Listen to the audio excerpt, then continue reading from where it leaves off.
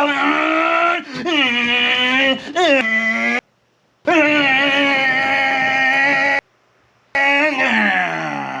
don't know if you can tell.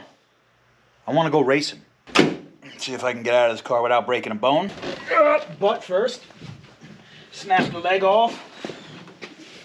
Twist my neck back in half. And I'm out.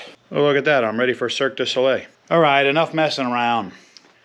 You guys already know. We got the fun car for going out and just having a good time getting ice cream. And we've got the business machine. And I got to get this business machine back in working order.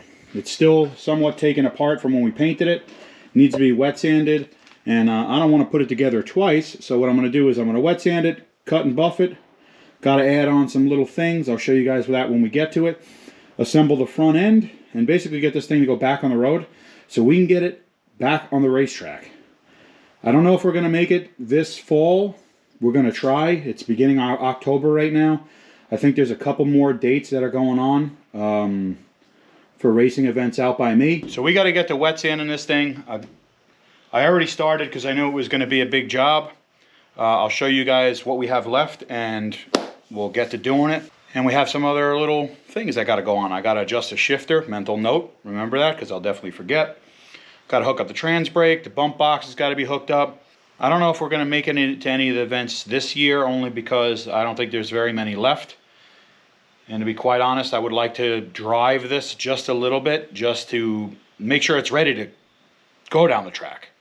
You know, make sure that the brakes do braking things and the steering does braking things.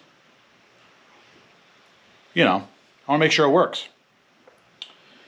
So why not wet sand it, right? Well, I'm wet sanding because I don't want to have to assemble it twice. I'm going to wet sand it now and then get the front end assembled and we can move on from there. Now here's the roof. That's actually been wet sanded. So this is good to go. The hood is done. I did one fender on this side, on the passenger side. The quarter on that side is done. The things that still need to be wet sanded are the trunk lid, this quarter, this door, this fender, and the door on the passenger side. So let's get started because I want to see this thing not look so much like an orange. The car is blue. No, it's orange. See that there? There's your orange. All right, well, I'm no pro at anything at all, especially not bodywork, but I can't pay anybody to do this because I don't have any money. Somehow a dozen eggs is like $46.95 all of a sudden. So, got to save some money, wet sand this myself. What are we doing? Well, actually, what we're doing is we're taking the clear coat down and getting all that orange peel out of it. Well, what's orange peel? If you're new, or you just don't know, or you don't do body work. Well, orange peel is when you suck, like me, and the clear just doesn't lay down great. That's not true. I do suck. That's true. But you can get orange peel even if you're a seasoned painter, I assume. Where are my painters? You know, you guys let us know. But kind of has to do with just the way it lays down. I think the better painters, they can avoid it, but there's a certain level of this that you're going to get almost no matter what, I think. Just has to do with the product. So, again, if you're me, you end up with a lot of it. The idea is to knock it all back so you get it nice and smooth, just like those professionals can do without having to do this. So what I'm doing is I'm taking 1000 grit. I'm going to rub the clear coat until I get all that knocked down. Now you hear that? It's now I'll show you what it's like when it's kind of already smooth. See how that sounds different? And even that sounds different than that? Well, this I already kind of wet sanded, so it's actually already smooth. That's why it sounds like that. And then when it's not wet sanded, it still sounds gritty. So the paper will kind of tell you sort of when you're ready to move on. You'll feel the paper kind of grip a little bit, and then you'll feel it get easier. Like, see, now it's starting to get easier. And then basically the idea is move up a grit. I'm going to do 1000, then I'm going to do a pass with 1500, and then I'm going to do a pass with 2000, and then I'm going to call it a day, and then I can cut and buff it. with a DA. DA is dual action polishing machine or something. And that'll get all the like little sanding scratches out of our final wet sand with paper.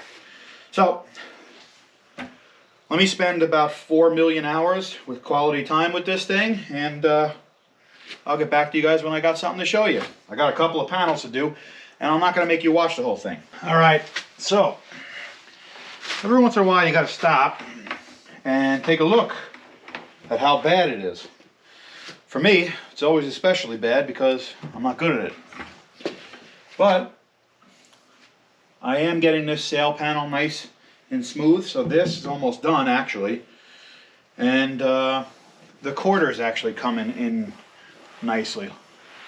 So what you'll do from here, if you're done, and I'll give you an idea, look. So you see how this is kind of just like smooth, it even kind of looks sort of shiny.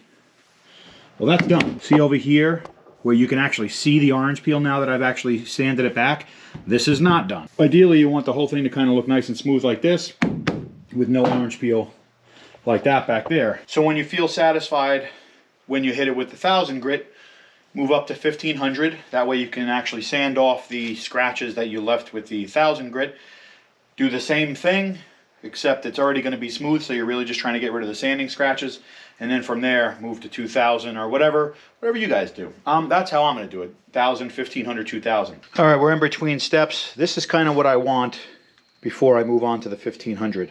So this is all 1000. You can see now it, even though it's like a matte finish now, that's because we scratched up the clear coat with sandpaper. It does look uniform. There isn't the orange peel anymore. All right, so this is the quarter panel. It's done. This is what it looks like close up. If you can see how it's kind of shiny, you can sort of see out the reflection of all the garbage on the table, like in the reflection of the paint. Yeah, this is pretty good. We're done here with this quarter. Could I get it better? Yeah. Could I go a little further with the grit? Yeah. But we're done with that. We're going to leave it there. It's basically, the idea is we have like some shine in it already, and it hasn't even been cut and buffed or anything like that with a DA. So this is what it looks like after just sanding it with sandpaper just up to 2000. Could I go up to 3000? Yeah, I'd probably get it even slicker, but I'm lazy and I don't got a lot of time. So we're going to leave it like that. I guess I'll just bring you back in when I'm done. There's more to do.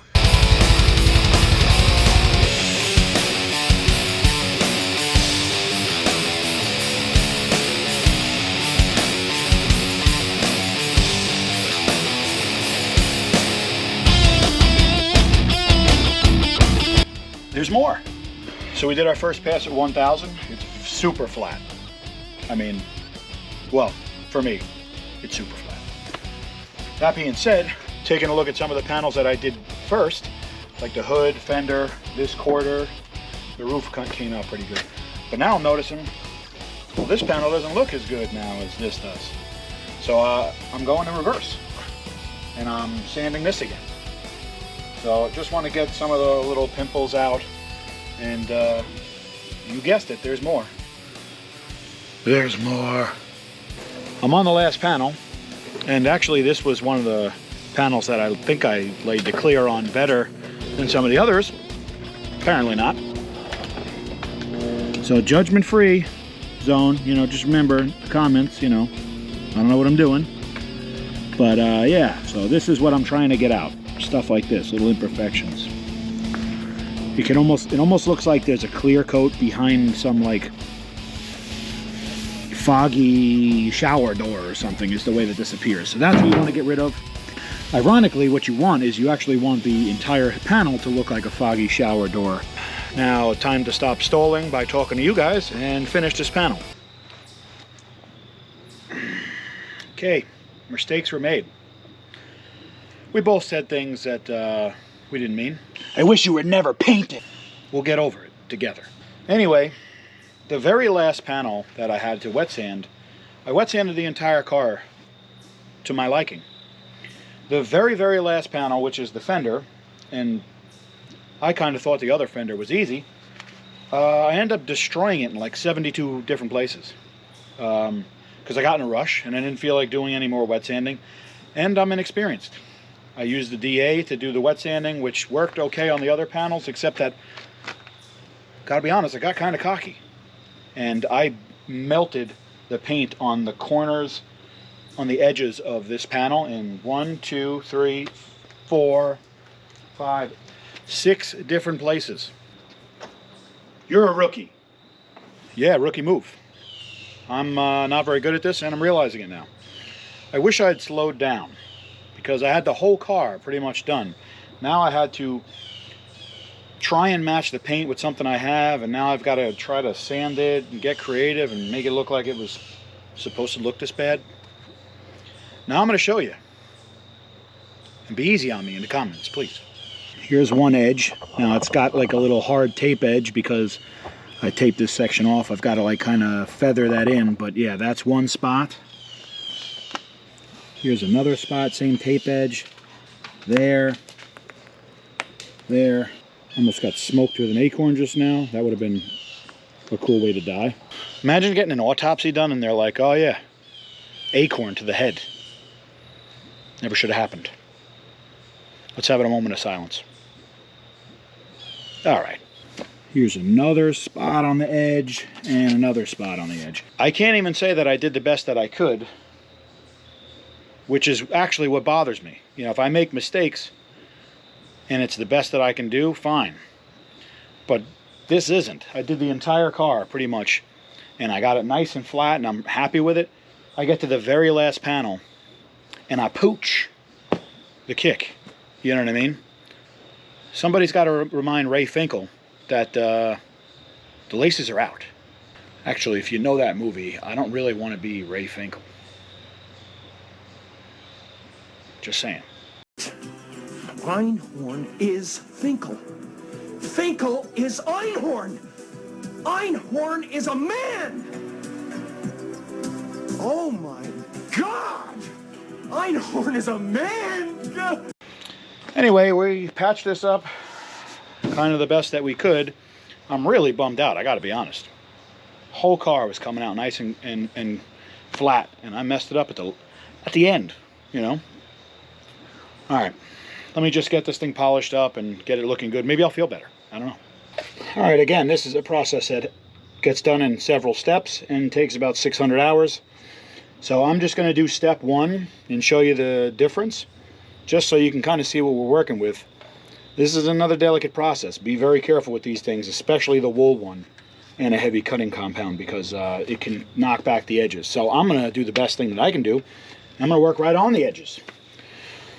Anyway, let's get started.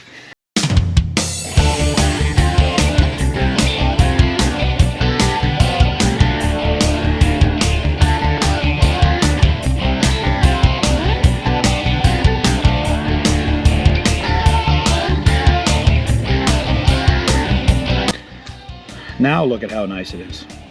Can you tell how many fingers I'm holding up? Probably not. Can you tell now? But look, it went from hazy, oh, still got to wipe some down there.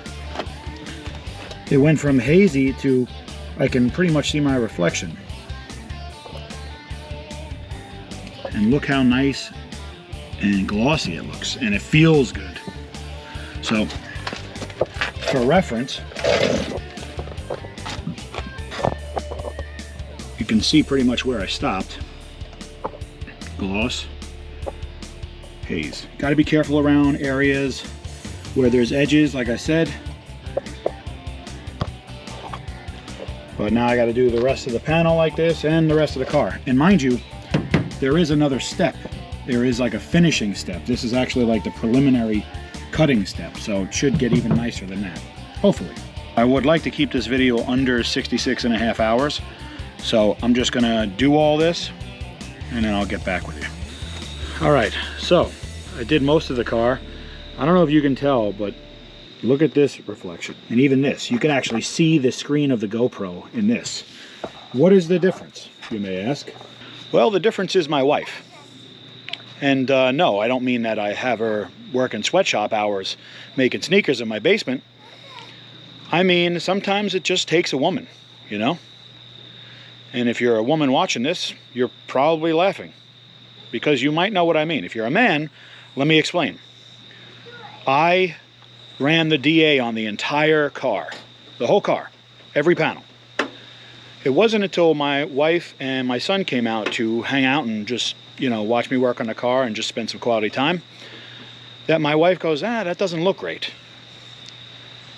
So what she did is she goes, are you sure it's supposed to be like that? And as a man, we all know that's that's supposed to, yeah, you know, it's fine.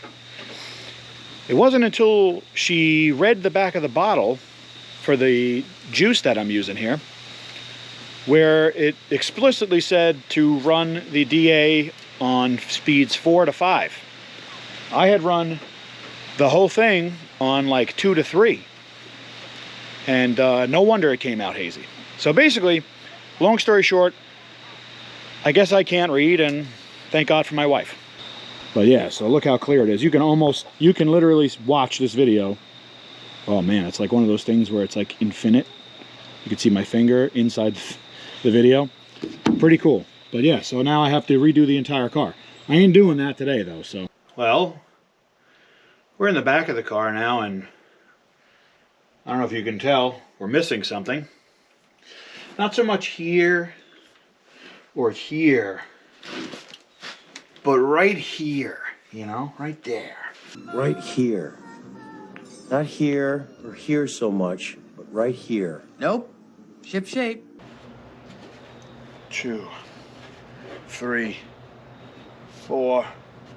Can you guess what it is? No, I'm not very strong. This is made out of fiberglass. And yeah, we need a bumper. So, we gotta paint this thing because it looks terrible. Now, if you guys watch the channel, you might know what color I like to paint my bumpers. Bet you can't take a guess.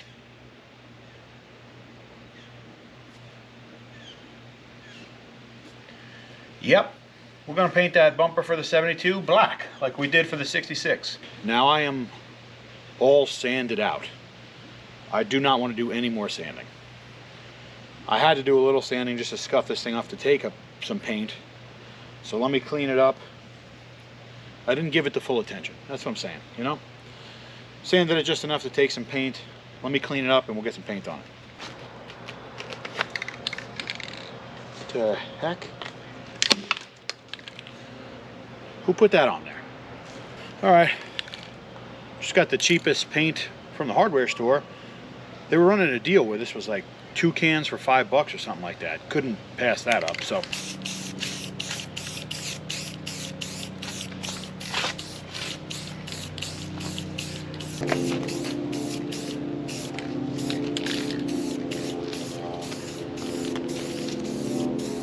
So it's right about now that you're either asking yourself, is he the worst painter on planet Earth? Or does he know something we don't know? Well, the answer is, I'm probably closer to the worst painter on Earth, but I definitely don't know something that you don't know. What I'm doing right now is I'm just getting a nice little light coat on there, just so it tacks up. And then when I start laying on the heavier coats to like get full coverage, it has something else to stick onto other than just mechanical adhesion from me sanding it down. So it's not really a trick, but this is what I like to do. It seems to lay down pretty good when I do it like that. And as a guy that's always on a budget and does everything pretty much the way you're not supposed to do, everything's rattle can. So I'm usually pretty good with a rattle can. Except for pretty much every single thing I paint with a rattle can looks like it's crying at some point because it's got all runs everywhere.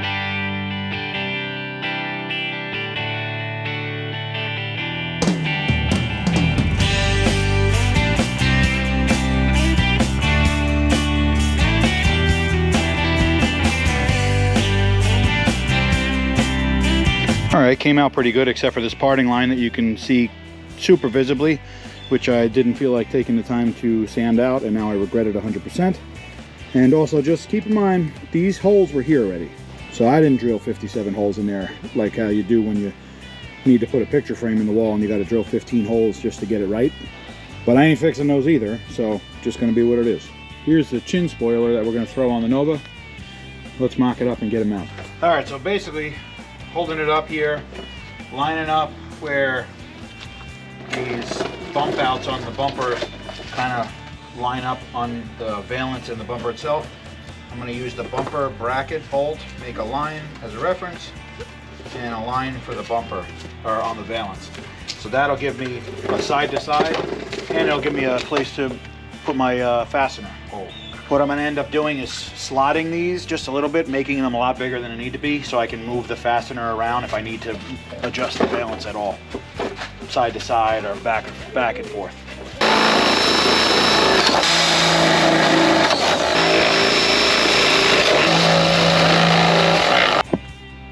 All right, I've got it loosely bolted in place here. Looks like it lines up pretty good. Yes, there's a gap right there. That's because it's not tightened up. Now the decision is, do I paint the bumper black in addition to painting the valance, or do I keep it chrome with the black valance? Decisions. I was just doing a scratch and sniff test.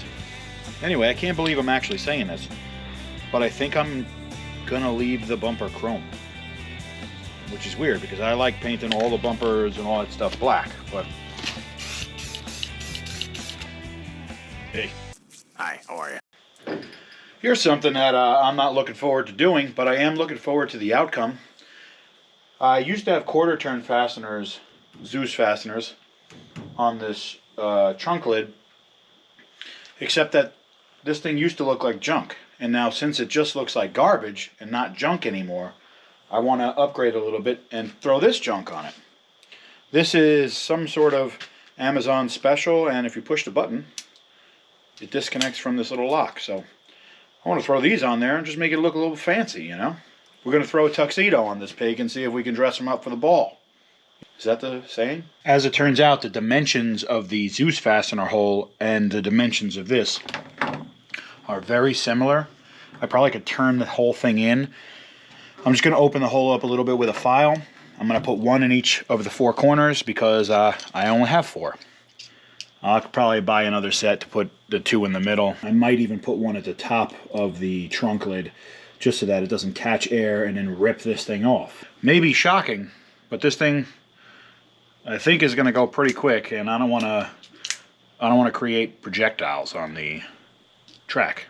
Alright, so this may look a little funny, and that's because I'm actually going to keep the Zeus fastener attachment flanges, only because if I decide to go back, I don't want to have to weld onto our fresh paint job. So I'm going to leave them there. I'm going to bend them down a little bit. I did drill out the spring part of the Zeus fastener so that it's not in the way underneath, because I wouldn't be able to put this through there. Now I've got to find what the correct depth is for this pin. And I've got to kind of like center it. I'm going to tighten it down. But for now, I'm going to throw one of the fasteners in the deck lid and then test fit it.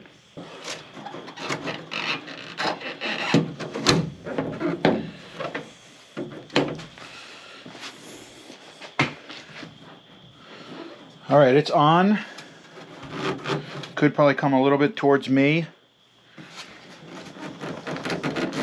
But it's also got to go down, so let's adjust it.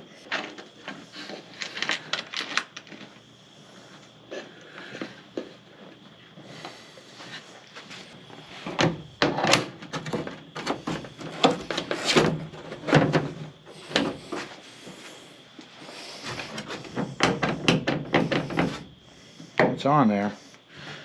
Could still use to go down a little bit, but that's close. All right, that's it right there. I like it.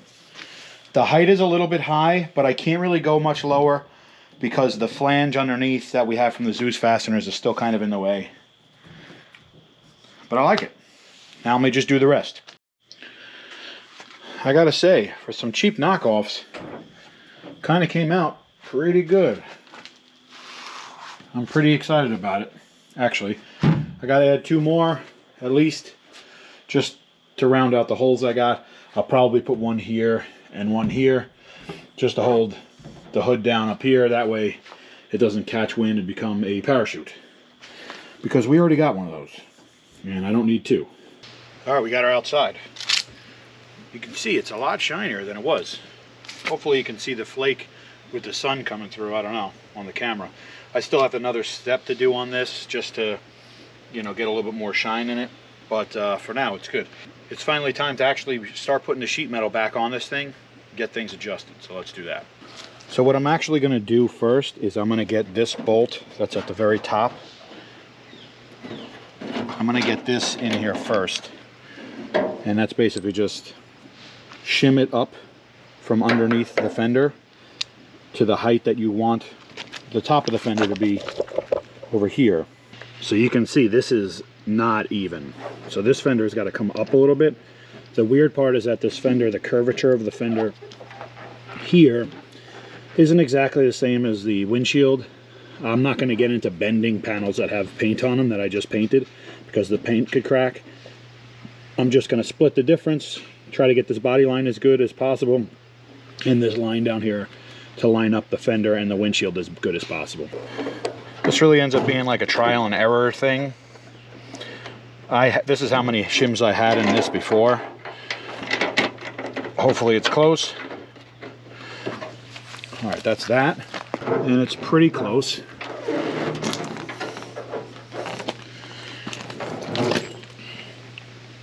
We may throw one more washer in this, and then we'll make up the rest of the difference with the bottom, which might not make sense now, but I'll show you. All right, I added 2 more washers to our top bolt up here, and I snugged it down. Can you see? That's pretty close. Now, it looks like it might be a little bit high, and it is, but we'll deal with that in a second. What I'm gonna do right now is I'm just gonna throw 1 bolt up here where the fender mounts in the front to the radiator support, just because, let me demonstrate.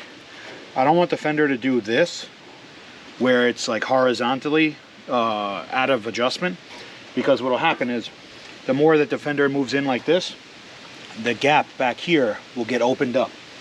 So I'll show you. With the fender moved all the way in towards the front of the engine, look how big the gap is. And then having it lined up where it's supposed to be with a bolt in it just to hold it. Now look at the gap. It's a little bit wide at the top, but again, we still have to do the bottom bolt. So here's where we're at now. Now we're at the bottom, and this gap it's no good this way, and it's no good height-wise. So what has to happen is the fender has to come out towards us and down, which I can physically do with my hands, but I'm gonna throw our little bolt in the bottom and throw some adjusting washers, and we'll play with it until we can tighten it down and snug it into where we want. So the point of what we did up here is when I pull this down underneath and get the body line that's down here lined up, look what happens up here. See how it pulls down? I don't have to pull it down that much, but basically what happens is the fender has a shape like this, and the more that you pull it, it kind of wants to flatten out like that, and it kind of gives you the length that you need in order to make sure that this line and this line line up. So let me play with this for 9 hours, and I'll show you what we got when we're done. All right, well, what we ended up with was a gap that was pretty close down there. You can see it's relatively consistent here, and then our gap here is good. Our gap right here is good. Could maybe come up a tiny bit there, but you don't want to know something? It's close enough. I had to split the difference. Basically, I had to have that gap down there be a little bit further off in order for this gap to be close. And this is the one you're really going to see, so that's why I did that. We're talking about me here. This is as good as it's going to get. So the body guys, you know, again, as always, hats off to you, because this isn't really fun. Now here, this is the radiator support. I'm going to pull this down like this, and I want you to look at the top of the metal, the sheet metal. See what it does to the top of the sheet metal? See what it does up by the windshield? So I'm going to try not to pull this down much. What I'm actually going to do is space this radiator support, put spacers in here, so that this stays about where it is. And when you're short on money, anything's a spacer. The nut is going to be the spacer, and the washers are basically so that the nut itself doesn't pull through, so it doesn't pull through this hole or wallow out that hole. So it's just going to spread the load a little bit. All right, I got to add another washer and actually get a longer bolt. So let's do that. All right, here's something I did not expect to be doing today. I completely forgot about this bumper fill panel. It goes in here. The grill will mount about here, and this goes from the bumper, which overlaps this, and it kind of gives you just a fill panel between the grill, which would be here, and the bumper, which would be here, so that you don't have like open space. And I really don't want to do without it because it's going to look incomplete. I don't mind if something looks like junk, but I don't want it to be incomplete. You know, I mean, you got to draw the line somewhere, right? The problem is this. Now, mind you, the bumper's in the way, but I'm just mocking it into place, just kind of throwing it up there, right? I got something in the way. There's a hairdryer in the way. So, with this in place, I'm going to have to cut this out and fit it around that so it looks nice and, you know, like I care. I'm going to have to take some measurements and start whittling this piece of driftwood away until it matches what I want. All right, from this angle we can see that the lower portion of the turbo guard is basically like at the line of the bumper vertically. So I've got to make a semicircle type cut in the fill panel that's going to go low enough to clear the bottom of this. So now with this kind of mocked into place here, it looks like we're going to be doing something like this. Even maybe a little bit more. All right, the front end is looking a little bit different. We got our bumper fill panel. Bumper is mounted back on. The grill is in. And it's cut for the turbo. This bumper fill panel ended up not needing as much cutting as I already did. That's what you get when you do things before you're really ready to do it. We got to put the hood on this thing now, and we're going to pin it on.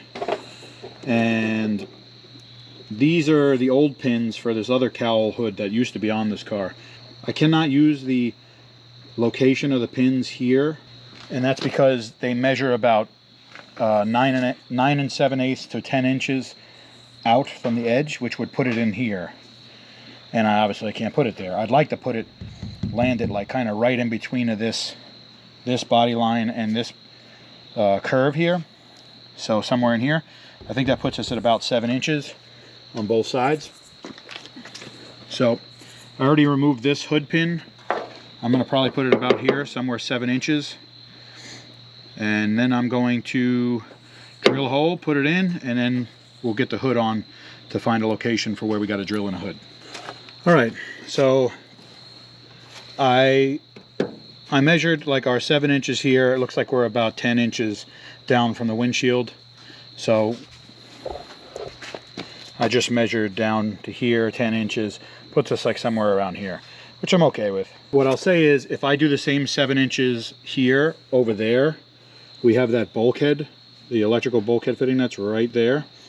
And that kind of lands us actually right in the middle of the two bulkheads, which I'm okay with. I'm going to have to make sure this is nice and round at the bottom so it doesn't interfere with the wires. It should go right between the two of them. What I'll do is I'll cut off the excess, and I might even put a vacuum cap on the bottom of this just to make sure that if any wires touch it on that side, that they're not going to fray and cut the wires. To prevent it from being kind of like not even, I basically made round numbers. So I measured 7 inches, that brings us out to here, and I just used the cowl to bring us out 3 inches. And that's just so that there's no confusion. I can easily replicate it on that side. It should put our hood pins right where we want them, or pretty close to where we want them. All right, we're losing daylight, so I'm going to do the best thing I can think to do, which is rush. That way there's a high risk of me destroying my car and the really expensive hood and brand new paint job.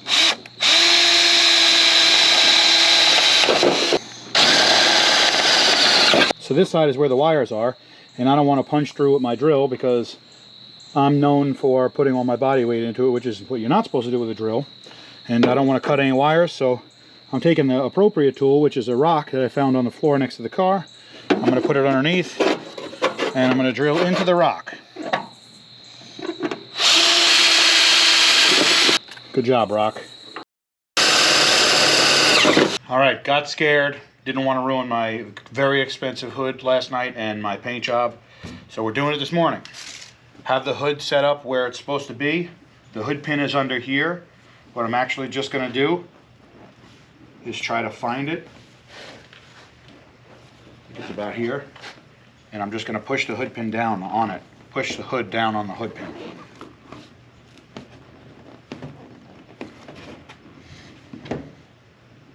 I'm actually hitting the...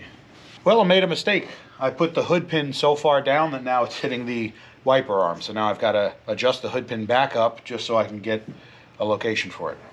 All right, attempt number 2. Actually just took the wiper stalks off because it's a race car. And if you go fast enough, the rain will just shoot right off of your windshield here. So, problem solved. Got our hood where we want it to be now.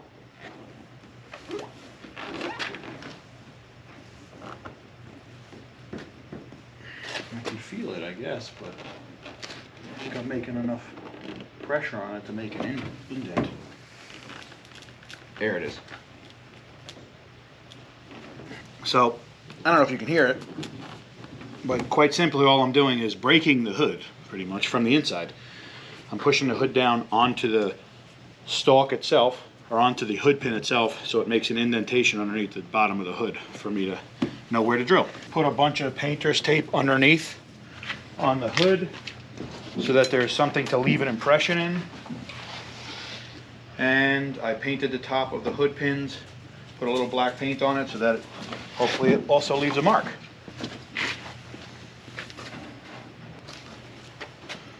All right, now hopefully this works.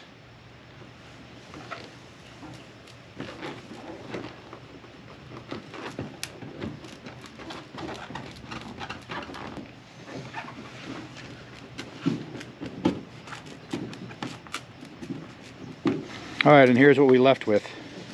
Got 2 indentions right there. It's probably because the hood itself was moved around just a little bit, you know, side to side, trying to get it correct. But they're right next to each other. This is gonna get like a 1/2 inch hole. I'll probably go a little bit bigger just to give it a little bit of movement. It's a fiberglass hood, so body fitment's gonna be different than it would be on a steel hood anyway. Same thing on this side. So we're just going to send our holes right there. Now what I'm going to do is I'm going to just check to make sure that they're sort of the same distance from the side and from the end, just to make sure, double, triple, quadruple check that this is where they're supposed to be. And then I'm just going to send the smallest, tiniest little drill bit through. When you guys drill fiberglass, drill it on high speed and low pressure.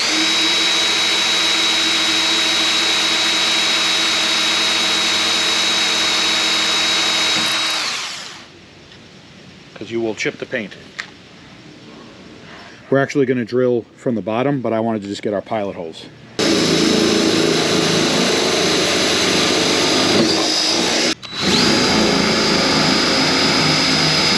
Honestly, probably should have just used painter's tape to cover those parts that I destroyed on the fender. Blends right in. This is why you use painter's tape and, like I said, high speed with low pressure, because the hole is literally perfect. All right, the hood pin is right there. It's right where it needs to be. That shiny little spot. That shiny little spot in the middle that you see right there. That is the tip of the hood pin. So it's right where it needs to be, but they're too low. So I'm actually going to have to bring them back up again. Let's call it, I'm going to have to bring them up probably 1 inch. All right.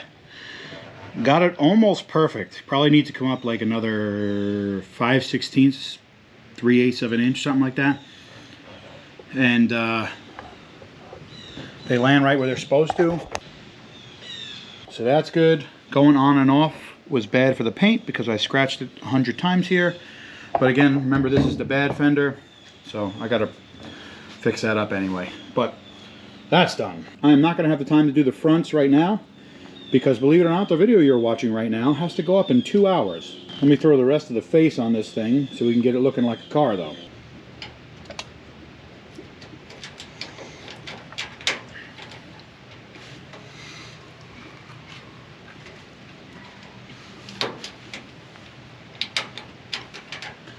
Well, I'm tired. And that's weird because it's breakfast time right now and I'm tired and I have the whole day ahead of me. Good. Pretty excited.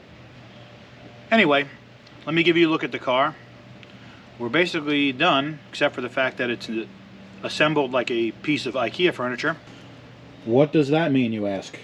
Well, the valance itself is held on with zip ties for now, just to give you guys the visual of what it looks like. And the reason for that is I actually have to go get some fasteners to hold that on. I have to get fasteners to hold on the headlight bezels. This one looks like I stepped on it, which I probably, honestly, that's probably exactly what happened, because they were on the floor for a little while. Got to aim the headlights. I'm just noticing the grill has to come up on this side a little bit. The bracket itself that's behind that holds the grill, that can get moved up. But look at this thing. It looks like a shark from here. Well, this was a thrash. Almost got it done. Well, I guess you could call it done. You know, if you're looking at it from about 272 feet, you wouldn't know that it's not finished. But in all seriousness, it really is just some fasteners and some tightening up bolts and things like that, sending the front hood pins through from basically being finished. Before we started this video, we needed a car that needed to be wet sanded, buffed, which I can't even explain to you how many hours there is in that. If you know, you know. Then we put trunk fasteners, hood fasteners, headlight bezels, one headlight ring, a grill that needed to be cut, a bumper fill panel that needed to be cut, the front valance. I put this piece on off camera. It's actually, that's not even bolted on either. But let's forget all of that and move on to this point, which is what really this is all led up to. We got laundry on this thing. And actually, that needs to be repacked. So I hope you guys enjoyed me thrashing and getting this thing together. Gonna let you guys in on a little secret. Now that it is this close and is basically ready to go on the road, I know you guys have already met. Meet Agent 47, Hitman. Gotta name it, you know. Thank you guys for watching me work on Agent 47, and I hope you guys enjoyed the video. If you did, consider subscribing. Hopefully I earned your subscription. Anyway guys, hopefully I'll see you next time. American Nostalgia Garage, out.